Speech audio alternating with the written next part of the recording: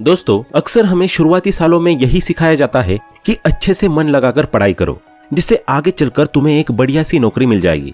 और जब नौकरी में कुछ साल जी तोड़ मेहनत यानी कि हार्डवर्क करोगे तो बस फिर क्या है, सारी जिंदगी मजे ही मजे। मगर क्या आपको लगता है कि वाकई में ऐसा होता है? क्या रियलिटी में जॉब में कुछ साल मेहनत करने के बाद बाकी की जिंदगी सुकून और ऐश के साथ कटती है? बिल्कुल भी नहीं। लोग जीवन भर हार्डवर्क करते हैं, अपनी 9 to 5 के लिए अपनी पूरी लाइफ समर्पित कर देते हैं।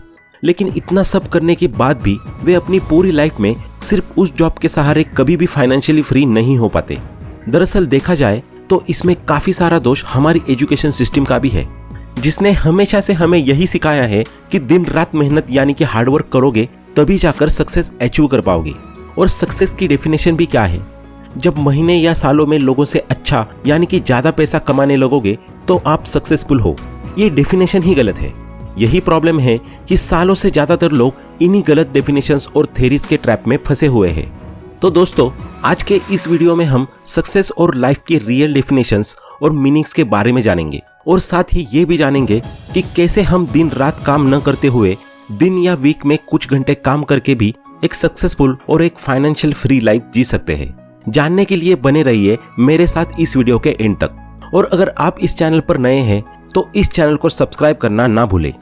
दोस्तों, the 4 Hour Work Week book के ऑथर टिम फेरिस बताते हैं कि एक बार जब उनकी एज अराउंड 8 years रही होगी तब वे एक दुकान से लौट रहे थे और उस समय उनके हाथ में एक सिक्का था। रास्ते में उन्हें कुछ ख्याल आया और उन्होंने सिक्के को ऊपर उछालकर खेलना शुरू कर दिया। लेकिन अगली बार जब उन्होंने उस कॉइन को फ्लिप किया तो अचानक वो कॉइन उनके हाथ से फिसलकर गटर में जा गिरा। उसके बाद उन्होंने बहुत कोशिश की उस सिक्के को निकालने की, लेकिन सिक्का नहीं निकला। इस बात से परेशान होकर वे अपनी घर की ओर भागे और जाकर सारी बात अपने फादर को बता दी। उनके फादर ने उन्हें समझाते हुए कहा कि तुम्हें पैसे से नहीं खेलना चाहिए कभी।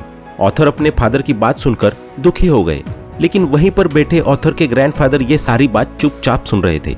उन्होंने टिम को अपने पास बुलाया और उन्हें प्यार से समझाने लगे। समझाते हुए ग्रैंडपा ने कहा, बेटा पता है तुम्हें यहाँ पर किस लिए डांट पड़ी? तो इस पर ऑथर ने कहा कि मैंने कॉइन खो दिया इसलिए। ऑथर की इस बात को सुनकर उनके ग्रैंडपा बोले, बेटा प्रॉब्लम ये नहीं कि तुमने एक कॉइन या सिक्का खो दिया, प्रॉब्लम ये है कि तुम्हारे पास वन एंड ओनली वही कॉइन था जो कि तुमने खो दिया। इसे सुनकर टिम को लगा कि उन्हें अपनी लाइफ का मूल मंत्र मिल गया। इस छोटी सी बात ने उनका पैसों के प्रति देखने का नजरिया बदल कर रख दिया, जिससे आगे चलकर उनकी पूरी जिंदगी बदल गई। इसी इंसिडेंट के बाद ऑथर ने डिसाइड किया कि वे बड़े होकर एक बहुत ही रिच आदमी बनेंगे और ढेर सारा पैसा कमाएंगे। ऑथर आगे अपनी लाइफ का एक और इंसिडेंट बताते हैं जिन्होंने रिचनेस को लेकर उनका पूरा पर्सपेक्टिव ही चेंज कर दिया। वे बताते हैं कि एक बार वे एक चैरिटी इवेंट में गए थे। वहां सभी लोग अपनी अपनी कैपेसिटी के हिसाब से डोनेशन दे रहे थे। पूरा दिन डोनेशन की प्रोसेस चलने के बाद भी आखिरी में जब काउंटिंग हुई तो पता चला कि गोल तक पहुंचने के लिए अभी भी पूरे $1 million की जरूरत है। तभी भीड़ में से एक आदमी निकलता है और $1 million का चेक काट कर डोनेट कर देता है। उसे देखकर सभी की आंखें फटी की फटी रह जाती है। ऑथर भी उसके इस स्टेप से बहुत इंप्रेस हो जाते हैं। वे कहते हैं कि रिचनेस का असली मतलब उन्हें इसी दिन समझ में आया। अक्सर हम लोग ये समझ लेते हैं कि रिच होने का मतलब होता है बड़ा सा घर होना, महंगी महंगी गाड़ियां और ढेर सारी प्रॉपर्टी होना, लेकिन this is not the real meaning. Rich होने का असली मतलब है कि आप इतने कैपेबल बन जाए कि आप किसी भी जरूरतमंद पर्सन की हेल्प आसानी से कर पाए। आपको किसी की भी हेल्प करने से पहले सोचना ना पड़े। ऑथर ने इस इंसिडेंट से प्रेरणा ली और डिसाइड किया कि मुझे इस तरीके का रिच बनना है जिससे मैं ज्यादा से ज्यादा लोगों की हेल्प कर पाऊं। जनरली रिचनेस को लेकर हमारा पर्सपेक्टिव ये होता है कि जो व्यक्ति मंथली ज्यादा पैसा अर्न कर रहा है वो रिच है और जो व्यक्ति मंथली कम पैसा अर्न कर रहा है वो पुअर है। लेकिन ऐसा बिल्कुल भी नहीं है। आज की इस मॉडर्न और इंटरनेट की दुनिया में सिर्फ पैसा ही आपके अमीर होने का पैरामीटर नहीं है। सही मायनों में आपका अमीर या वेल्दी होना एक कॉम्बिनेशन है 3 चीजों का। अगर आप उन 3 चीजों को बड़ी ही आसानी से अफोर्ड कर पा रहे हो तो आप रियल में एक अमीर या वेल्दी पर्सन है। इस कॉम्बिनेशन को रिलेटिव इनकम के नाम से जाना जाता है। ये 3 चीजें हैं, मनी, टाइम और मोबिलिटी। आइए इसे हम एग्जाम्पल के थ्रू समझते हैं। मान लीजिए कि सेम एज और सेम बैकग्राउंड से बिलोंग करने वाले 2 पर्सन हैं। एक का नाम है जीतू और दूसरे का नाम है अमन। जीतू की मंथली इनकम है 60,000 रुपए, लेकिन वही अमन महीने का 40,000 रुपए कमाता है। अब जनरली हम अगर किसी से भी पूछे कि दोनों का कंपैरिजन करके बताओ कि दोनों में से कौन रिच है, तो ज्यादातर लोगों का यही जवाब आएगा कि दोनों में से जीतू रिच है, क्योंकि हम अक्सर लोगों की मंथली इनकम या एब्सोल्यूट इनकम को ही कंपेयर करके डिसाइड करते हैं कि वो रिच है या पुअर। जबकि अगर हम उनके वर्कप्लेस का एटमॉस्फेयर देखें तो आंसर कुछ और ही होगा। जीतू एक कॉर्पोरेट कंपनी का एम्प्लॉय है, जहां उसे 9 to 5 बोलकर 10-10 घंटे काम करना पड़ता है। वो अपने घर पर सिर्फ एक टाइम खाना खाने और सोने जाता है, बाकी का सारा टाइम तो उसका ऑफिस में ही गुजर जाता है। इसके अलावा जब भी वो सोचता है कि उसे अपनी फैमिली के साथ टाइम स्पेंड करना है तो क्यों ना वो एक वैकेशन प्लान करे, लेकिन उसका बॉस उसे कभी भी छुट्टी नहीं देता और हर बार उसके पूरे प्लान पर पानी फेर देता है। वहीं दूसरी ओर अमन एक फ्रीलांसर है जो मुश्किल से दिन में 3 घंटे काम करता है और पूरे वीक में लगभग 17 घंटे ही काम करता है। इसके अलावा वो बचे हुए टाइम में नई स्किल्स और अपने साइड बिजनेस को एस्टेब्लिश करने पर फोकस करता है और साथ ही हर 2 या 3 महीने में फैमिली के साथ ट्रिप या वेकेशन पर भी जाता रहता है। अब बताइए कौन है दोनों में से रियल रिच? इसके अलावा अगर हम दोनों की सिर्फ इनकम को भी आवरली बेसिस पर कंपेयर करें तब भी आंसर डिफरेंट ही आएगा। जीतू पूरे वीक में लगभग 45 घंटे काम करता है, जबकि अमन पूरे वीक में सिर्फ 17 घंटे ही काम करता है। इस हिसाब से जीतू 1 घंटे का 333 रुपए कमाता है, जबकि अमन 588 रुपए कमाता है। अब बताइए कौन हुआ रियल रिच? ऑफकोर्स अमन, क्योंकि उसके पास तीनों चीजों का कॉम्बिनेशन है। उसके पास मनी भी आ रहा है, दूसरा वो काफी सारा टाइम बचाकर अपने और अपनी फैमिली के ऊपर स्पेंड कर रहा है, और तीसरा वो आसानी से कहीं पर भी कभी भी मूव कर सकता है। तो इस तरह उसके पास तीनों हैं, money, time and mobility. Author अपनी इस बुक के थ्रू एक फॉर्मूला बताते हैं जिसके थ्रू दुनिया का कोई भी आदमी सही मायनों में रिच और वेल्दी बन सकता है। ये फॉर्मूला है डील, जहां D इज इक्वल टू है define, E is equal to eliminate, A is equal to automation और L is equal to liberate. आइए इनके मीनिंग को एक एक करके डिटेल में समझते हैं।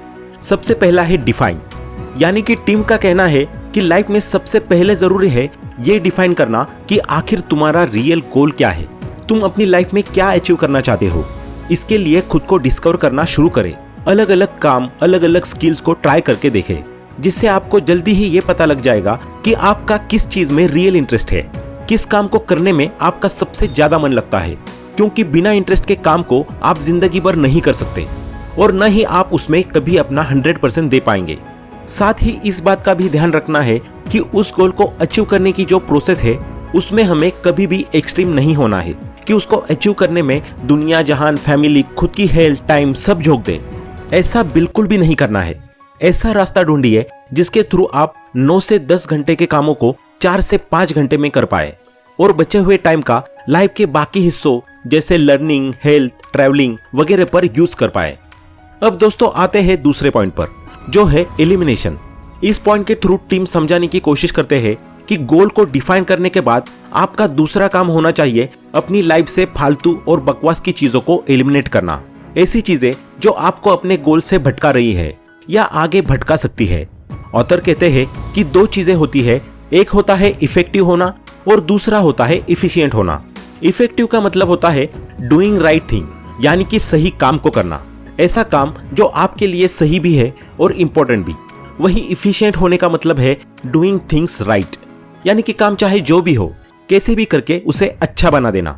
अधिकतर हम सभी लोग लाइफ में इफिशिएंट बनने की कोशिश करते हैं, किसी भी बेमन और बेढंग के काम को पकड़ लेते हैं जिसे करने की हमारी न तो इच्छा होती है और न ही वो हमारे लिए उतना इम्पोर्टेंट होता है। हम उसी को अच्छा और बेहतर बनाने में अपनी पूरी जिंदगी, अपनी पूरी एनर्जी लगा देते हैं, जबकि सक्सेसफुल होने के लिए जरूरी है कि हम इफिशिएंट न बनकर इफेक्टिव बनने की कोशिश करें, यानी कि उसी काम को चुने जो हमारे लिए इम्पोर्टेंट भी है और हमारे मन का भी है।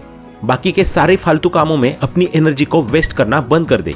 इससे होगा ये कि जब काम आपके इंटरेस्ट का होगा तो आप उसे दूसरे काम के कंपैरिजन में जल्दी और इफेक्टिवली कर पाएंगे, और जब आप अपने काम में इफेक्टिव रहेंगे तो आपका टाइम भी बचेगा और आपके सक्सेसफुल होने के चांसेस भी बढ़ जाएंगे।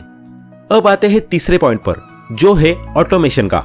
अपने काम को डिफाइन करने के बाद सारे अनइम्पोर्टेंट कामों को एलिमिनेट करके अपने इंपॉर्टेंट काम को अच्छे तरीके से मैनेज करने के बाद अब वो स्टेज आ जाती है जब लगभग हर पर्सन अपने काम में बेस्ट हो चुका होता है। वो इतना इफेक्टिवली काम करना सीख जाता है कि उसकी परफॉर्मेंस मार्केट के सभी कंपटीटर से अच्छी हो जाती है। अब वो घंटों का काम मिनटों में कर देता है और वो भी बड़ी ही आसानी से। इस स्टेज के बाद बारी आती है ऑटोमेशन की, यानी कि अपने बिजनेस को या अपने वर्क को ऑटो पायलट मोड पर डालने की, जिससे आपकी ज्यादा से ज्यादा ग्रोथ हो सके। अगर आप ऐसा नहीं करते और अपना सारा काम खुद ही करने की कोशिश करते हैं तो आप बहुत ही लिमिटेड हो जाएंगे, क्योंकि आखिर एक आदमी कितना ही काम कर लेगा, एक ऐसा पॉइंट तो जरूर होगा जहां पर आकर आपकी कैपेसिटी जवाब दे जाएगी। इसलिए जरूरी होता है इस पॉइंट पर आकर ऑटोमेशन की प्रोसेस को अपनाना। जब आपका सारा काम बाकी सारे एम्प्लॉइज या वर्कर करने लगेंगे तो अब आपका काम केवल मॉनिटरिंग का रह जाएगा और आपका काफी सारा टाइम भी बचने लगेगा। इससे होगा ये कि आप इस बचे हुए टाइम का यूज अपने इस बिजनेस को नेक्स्ट लेवल पर पहुंचाने के लिए प्लानिंग कर पाएंगे। कहीं भी जाकर इसकी ग्रोथ को डबल या ट्रिपल करने के लिए रिसर्च भी कर पाएंगे। इसीलिए तो आपने देखा होगा कि ज्यादातर बड़े बड़े इंडस्ट्रियलिस्ट और बिजनेसमैन एक टाइम के बाद अपने वर्क को ऑटोमेशन पर डालने के लिए सीईओ हायर कर लेते हैं और खुद बस मॉनिटरिंग और उसकी ग्रोथ पर फोकस करते हैं।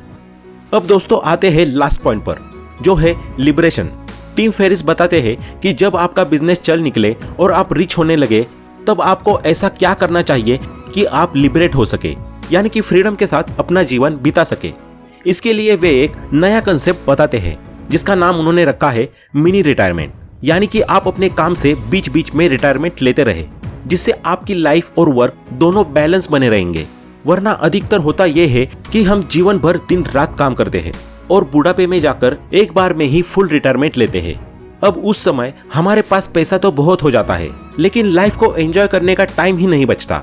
इसीलिए मिनी रिटायरमेंट के इस कंसेप्ट को अपनाइए और अपनी लाइफ को काम के साथ साथ एंजॉय करते रहिए। तो दोस्तों आज के इस वीडियो में इतना ही। आशा करता हूं कि आपको ये वीडियो पसंद आया होगा। अगर आपको ये वीडियो पसंद आया हो तो वीडियो को लाइक करें और ऐसे ही वैल्यूएबल वीडियोस को देखने के लिए हमारे चैनल को सब्सक्राइब करना ना भूलें। आपका कीमती समय देने के लिए धन्यवाद। Thanks for watching.